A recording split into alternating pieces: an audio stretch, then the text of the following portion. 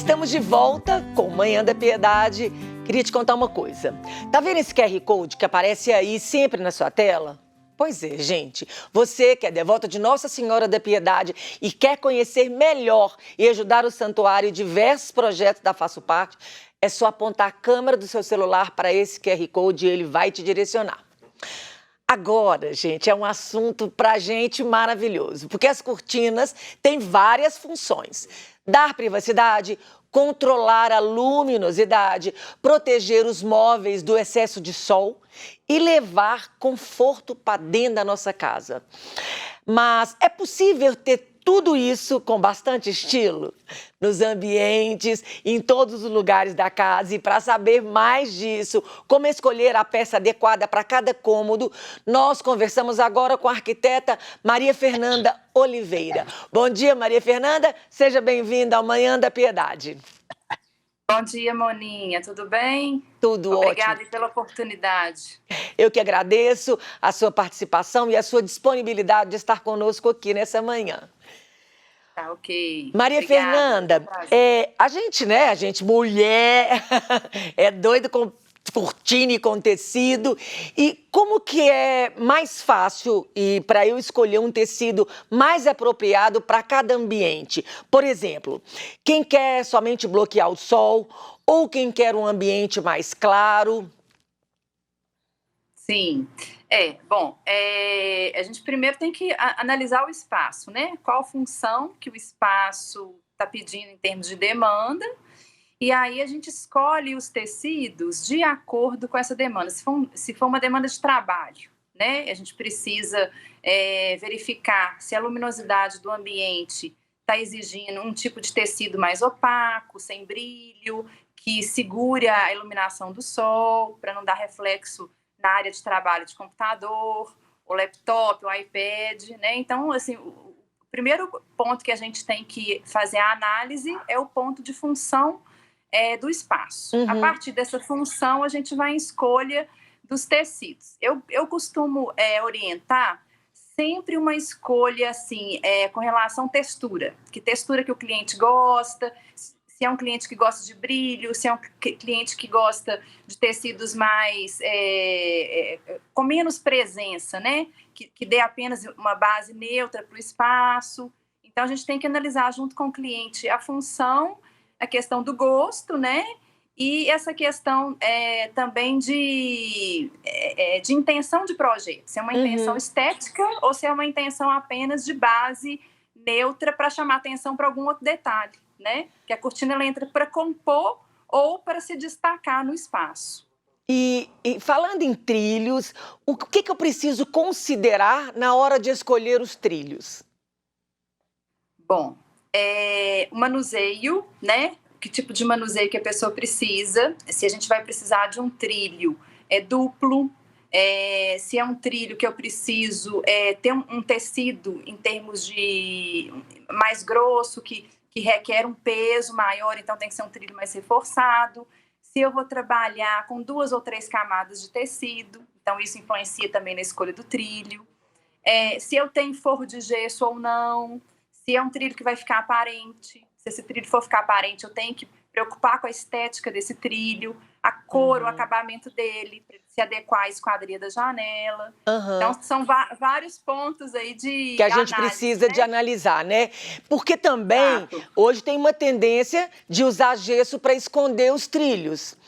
E na hora da manutenção disso, fica bonito, não fica bonito, é prático para retirar a cortina para lavar quando o trilho está escondido atrás do gesso? Sim, hoje já existem trilhos mais modernos, que antigamente a gente usava muito os bastões e trilhos embutidos em bastões. Hoje a gente tem algumas opções de trilho que você tira facilmente, assim, você não precisa de um técnico para tirar.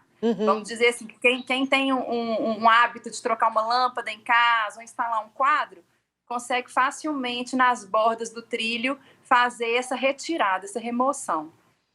Tá. Existem trilhos de encaixe, então o mercado hoje está bem diversificado. Hoje tem muita coisa para facilitar, antigamente que era mais complicado isso, né? Agora aqui, eu tô com uma pergunta de uma telespectadora, e ela fala assim, eu moro no 5º andar, tenho uma persiana romana. Primeiramente aqui, o que é persiana romana?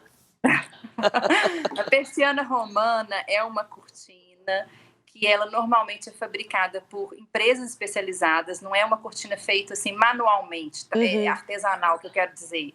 Ela tem uma dobra, né? É uma cortina que ela está numa categoria de rolô, que ela faz um deslizamento de baixo para cima ou de cima para baixo, é como se estivesse enrolando a cortina num rolo, e ela tem umas dobras. Existem várias categorias de romana. Então, a romana tradicional, ela tem um gomo mais largo, que ela permite você ter uma certa transparência, dependendo da posição que você coloca esse gomo. Tá. E a romana é uma cortina assim, clássica, que se adequa em ambientes modernos e ambientes clássicos também, porque ela tem uma linha uma linha estética hoje que se adequa a vários ambientes com vários estilos. Entendi. Então, continuando a pergunta da nossa telespectadora, ela fala que ela tem essa persiana romana e essa persiana tem uma base de metal. E essa base bate na janela sempre que venta e fica incomodando muito na hora de dormir. Qual seria a melhor cortina para colocar em ambientes como esse? E aí eu completo a pergunta dessa telespectadora, como minimizar essa cortina que fica batendo durante a noite quando venta? Entendi. E isso é uma reclamação recorrente de todos os clientes. Não só com relação romana, com relação ao rolô, romana e peças que a gente tem essa base de metal. Já existe no mercado essas bases revestidas de tecido. Você tem o metal e tem o tecido revestido. Então, isso diminui um pouco esse ruído. E a gente também tem no mercado umas peças que você encaixa essa peça de metal num perfil.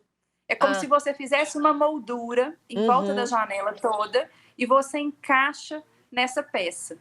Para amortizar quando bate, né? Para amortizar quando bate. Agora, tem os recursos técnicos, assim, domésticos, que a gente acaba usando, que não é o ideal, mas pode dar um pronto-socorro no momento, que é instalar aquelas borrachas, tipo feltro, né, na parte de baixo, de fora a fora, que aí ela, quando for bater, ela vai bater em algo macio e não direto na alvenaria.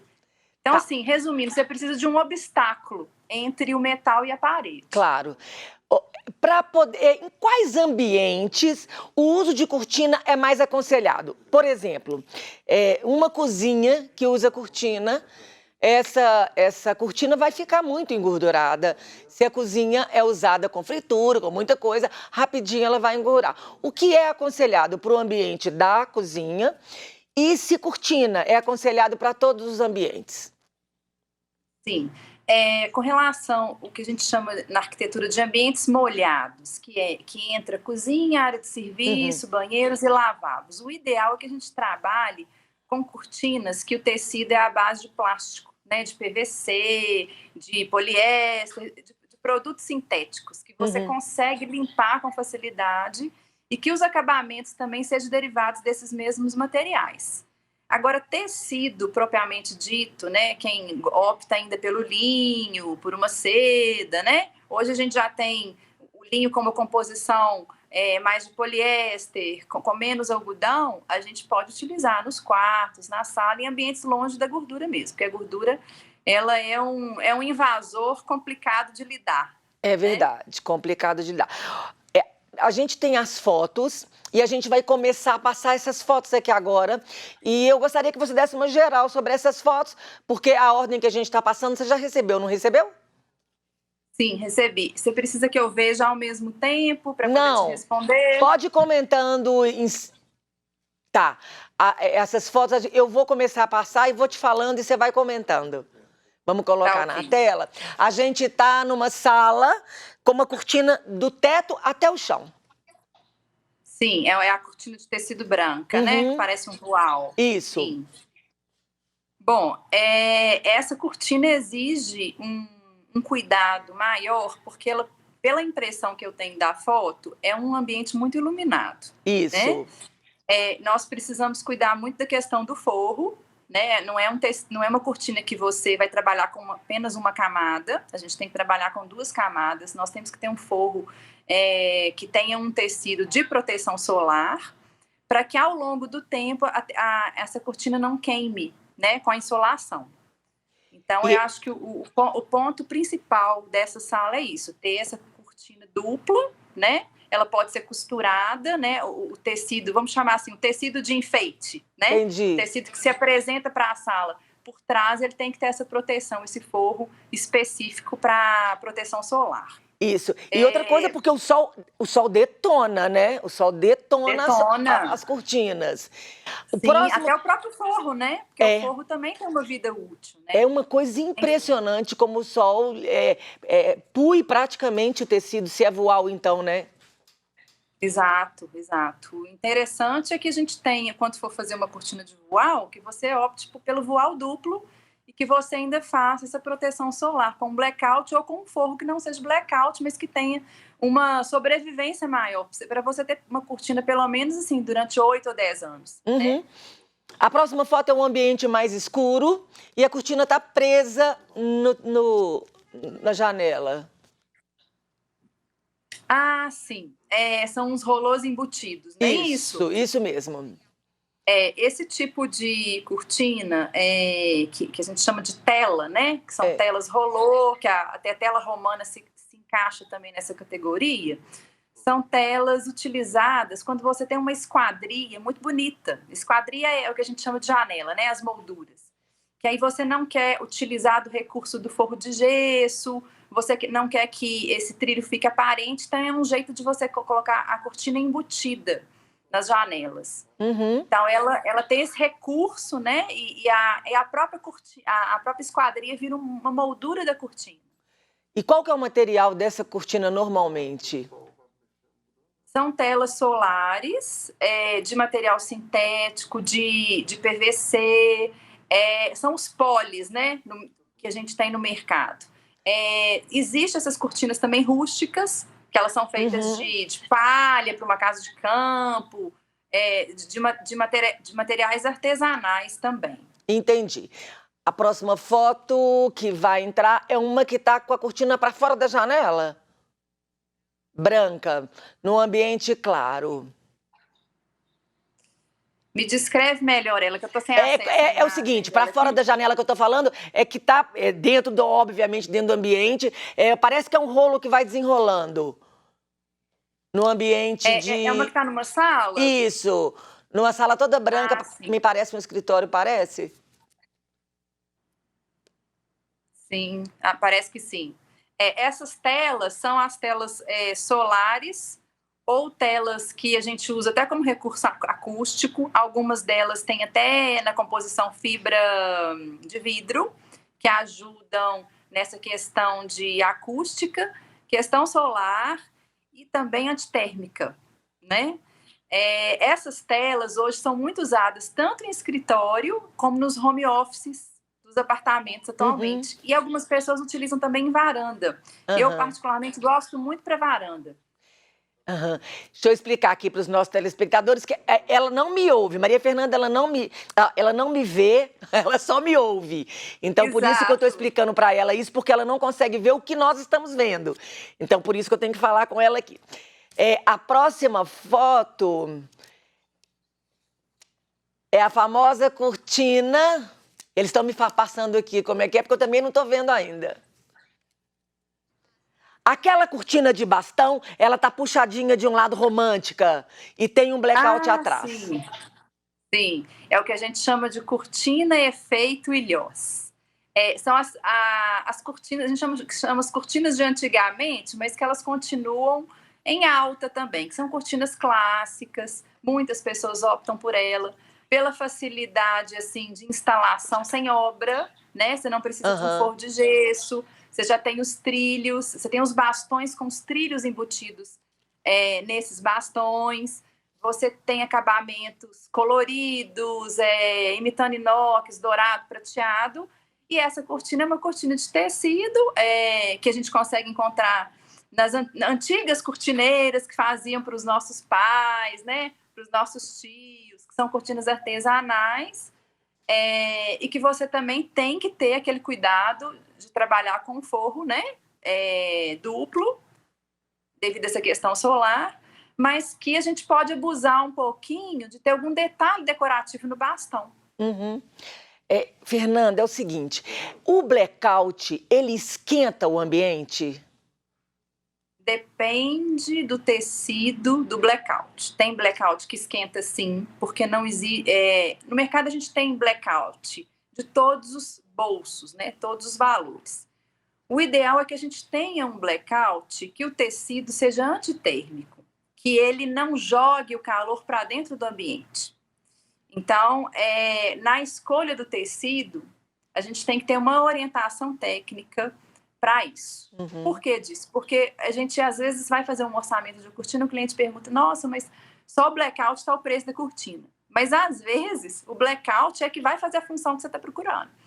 Então, o investimento no blackout, um bom blackout que não jogue essa insolação para dentro do espaço, é exatamente um blackout um pouco mais caro, né? Porque o tecido tem essa tecnologia para isso.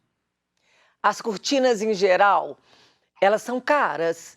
E qual é a dica que você dá para que seja uma opção barata, para poder bloquear o sol e trazer privacidade com um preço acessível? Bom, a gente tem vários recursos, né, na arquitetura de interiores. Um deles é quando você tem uma parede grande, uma janela pequena, você não tem necessariamente de cobrir essa parede inteira com cortina, igual se fazia antigamente. Você pode ter uma cortina menor, né, que você trabalhe uma margem de tecido que cubra as laterais da cortina e trabalhar essas laterais de parede de outra forma, como uma pintura, um papel de parede, um quadro.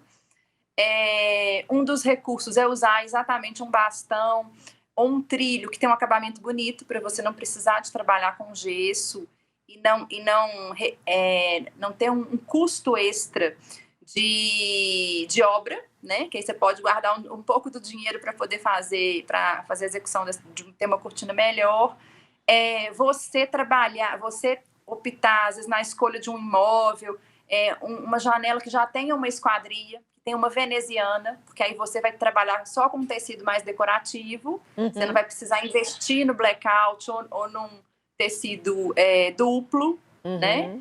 E optar sempre por realmente fazer um projeto ou uma consultoria com um profissional que possa te orientar nessa escolha, porque às vezes o cliente vai naquela empolgação da loja, vê um produto muito bonito, gasta além do que precisa, né? Sem essa visão profissional. Joia demais. Para quem quiser te encontrar, ter essa consultoria, te contratar, qual que é o seu Instagram? @E4Arquitetura. E4 Arquitetura, tá na tela. Tem mais algum contato, algum Instagram que você gostaria de colocar? Não, seria só esse Instagram mesmo. No Instagram tem todos os nossos contatos, tem a gente pode deixar também o nosso telefone do escritório, caso alguém queira entrar em contato. E tem o e-mail também da equipe, que a gente está sempre aí à disposição para vocês, que é o equipe@e4.arq, de arquitetura, arq.br. E o telefone do nosso escritório é o 9973-3210. Repete o telefone, por favor. Vamos repetir, por favor? O telefone? Isso. 031, que é Belo Horizonte, 9973-3210. 9973-3210. Maria Fernanda, muito obrigada pela sua participação aqui no Manhã da Piedade. Que Deus te abençoe.